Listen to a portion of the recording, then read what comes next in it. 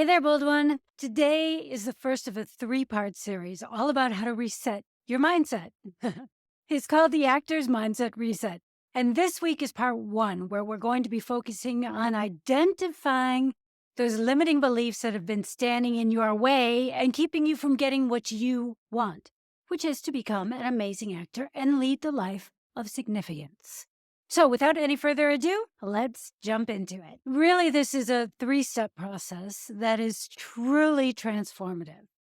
As a matter of fact, it's the exact method I use for myself and that I use to help my clients when I know that they have a problem, that they need to make some major changes in their life in order to up-level their careers. So, what exactly is the thing that creates results, right? What's the difference between an actor that books consistently, high caliber work, and one who is struggling to find an agent or even get an audition? It is a change in philosophy and belief. And in today's conversation, I want to go deep into a three-step process that I've used to change my life continually and evolve to new levels of identity, belief in who I am and what I can achieve. Look, as I said, it's a mindset reset. I want this to be a transformational experience for you. And I want it to be so good that at the end of this conversation, you'll feel compelled to share it with other actors who need to hear it. Let's start where everything starts, with what you believe. One of my absolute favorite quotes is by Henry Ford, the car maker, old timer. He used to say, whether you believe you can or you can't, you're right. I love that quote so much. It's actually my WhatsApp profile little phrase that you have under your picture. So beliefs can feel really hard to get a hold of sometimes. I mean, it can be difficult to put your finger on something and say, oh, well, it's clear that I did this or that I didn't do that because I hold this belief, right? First, start by taking a good, hard look at your life. Are you living the life that you want to be living? Then look at your relationships and check in with yourself to see if they are really as good as they could be. Ask yourself, how am I doing health-wise? How is your vitality? What kind of car are you driving?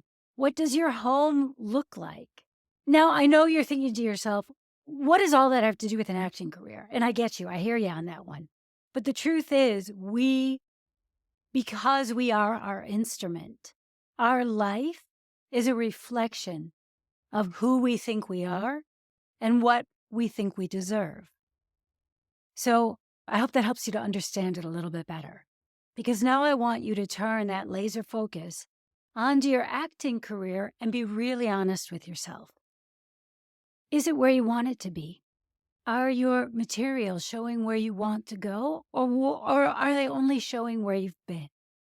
Meaning, are they filled with low budget, no budget, and student film material? No judgment on that, by the way. I mean, we all have gone through that. Or, maybe materials you've shot yourself. Do your headshots reflect a knowledge of what the industry standard is for a professional actor, right? Did you have a friend shoot it on his iPhone? Or did you go to a professional photographer who specializes in actors' headshots in your market, who knows what you need? And are you on brand? But that's another conversation for another day. How many auditions do you get every week? What are they for? Where are you going to be next year if you don't make some changes? Whether your career is amazing or not, it reflects the belief that you have about what you deserve in your life and the belief you have in yourself. Now, okay, ouch, right? I know that maybe that sounds a little harsh. Believe me, I know sometimes life can throw a curveball, right? I've had a couple of whipped in my head and it knocked me straight off my ass. I'm not so dogmatic that I believe we are responsible for every bad circumstance we find ourselves in. But I do think that those are the exception, not the rule. Like I'll give you an example from my life. In 2017, I went into the hospital for a routine surgery, and the anesthesiologist screwed up when he put a catheter in my arm, and he blocked the blood supply to my hand, to the lower part of my arm. And I was in the hospital for 3 months. They thought they were going to have to amputate my left arm, and my arm will honestly never be the same. It's all scarred up. I still do not have the same range of movement or feeling that I had. And it's just something I have to learn to live with. I'm not kidding about that. I don't believe I secretly wanted or schemed to have that happen to me. And if you've had something like that happen to you, I don't believe you willed that into existence. It just happened. Sometimes stuff just happens. And sometimes that stuff is beyond your control at the time. But I do believe that most of the events in our lives are a direct result of what we believe we deserve. So if we look at the trajectory of your life over even just say, I don't know, the past 3 years, look at where you're living, who your friends are, how much income you have, how much you've been able to save, and what your relationships are like with other people in the industry. All of that is on some level a reflection of what you believe about life and about yourself and how you operate. So what you want to do is stop blaming your circumstances on everyone and everything else and take some responsibility. You have to become aware of something before you can do something about it, right? It's like, okay.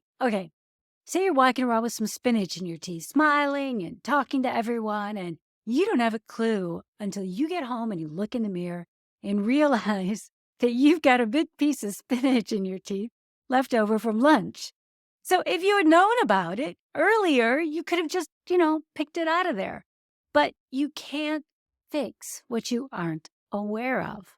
So I want you to consider the possibility that maybe, just maybe, your circumstances are a direct result of your lack of awareness around your beliefs.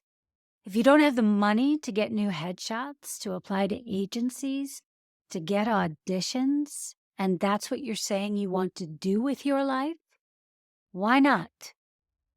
Now, be careful here because our beliefs are usually protecting us from what we fear, but they don't show up as fear. They show up as logic. I bet you can come up with at least 10 good reasons why your career isn't in better shape right now.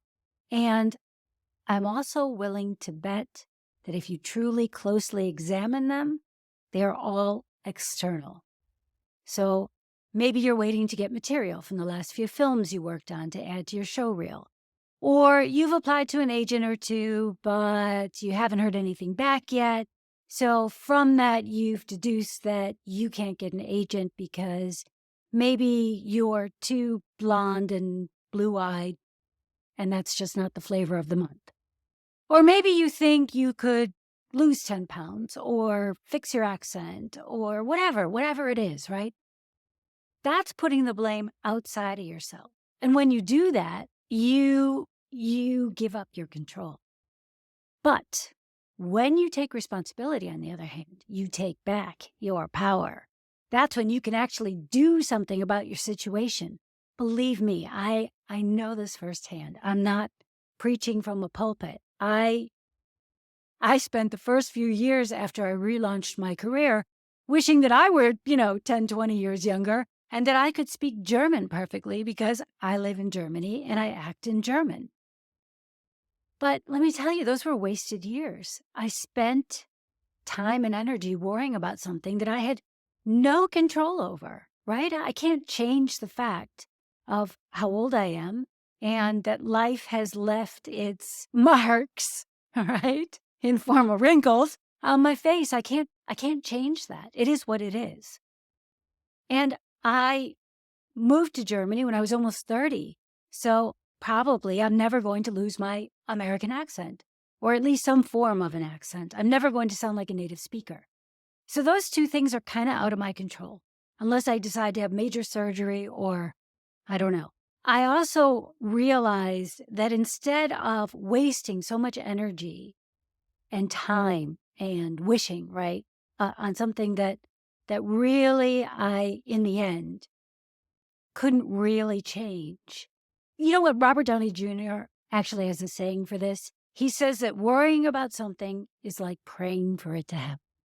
And I believe that. I think it's true. Think about all the energy that you put into blaming your circumstances on people or things outside of yourself. If you would instead just say, okay, I need new showreel material. So what am I going to do about it?